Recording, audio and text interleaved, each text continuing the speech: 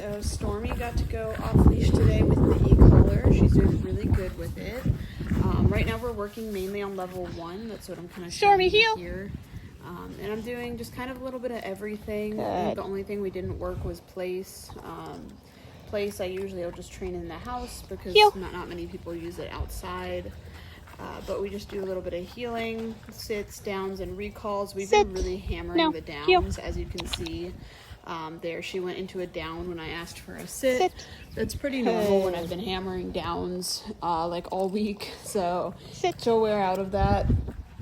We just gotta kind of make sure we're putting her into the sit when we really mean sit and not letting her kind of get away with going into the down. We practiced some of our longer distance stays since we were off leash, so we had no limit of leash length or anything, and she's just doing freaking phenomenal. She's doing great with the e-collar. She responds to it very well. I like for her that we can really kind of touch her without having to have that leash on. We don't have to do physical corrections, especially since she's such an emotionally sensitive dog. Like when you tell her no, she's really like, oh my gosh, I can't believe I broke the rules. I like the e-collar for corrections for her better than the leash because the correction is less coming directly from the handler, and more coming just from her environment.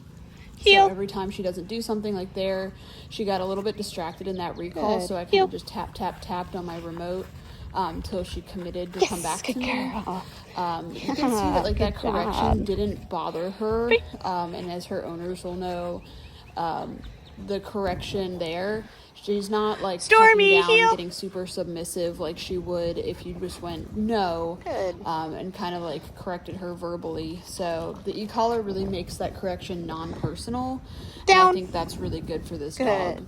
So I put her into a down. One thing that we're working on ironing out with the down is when I come back to reward her, she likes to really try to help me and get into a sit so that she's closer to my hand with the food in it.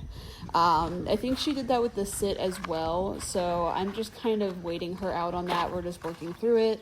If she tries to get up when I reward her, I'm just going to kind of gently tell her no. Like there, I just go no.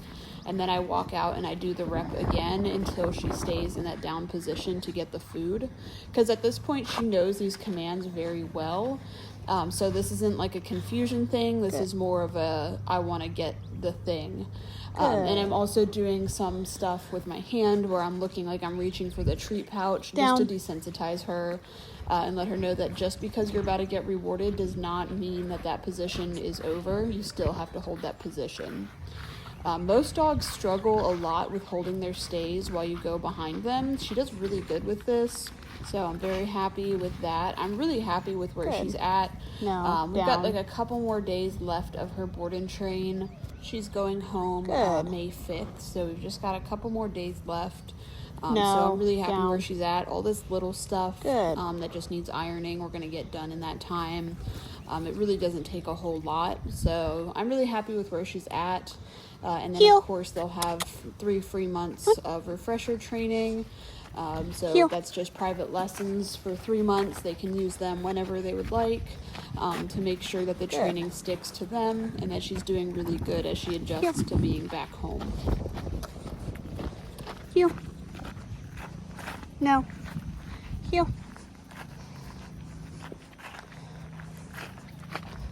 And I love her heel so much. She kind of naturally gives you an attention heel, so I really like that. Her heel looks really cute, really springy. She's giving us that nice eye contact and head position.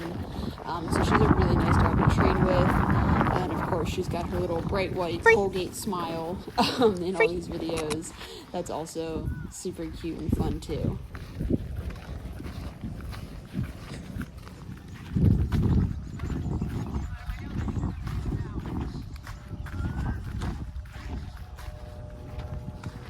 And in the background here, there were some people playing at the park kind of nearby-ish.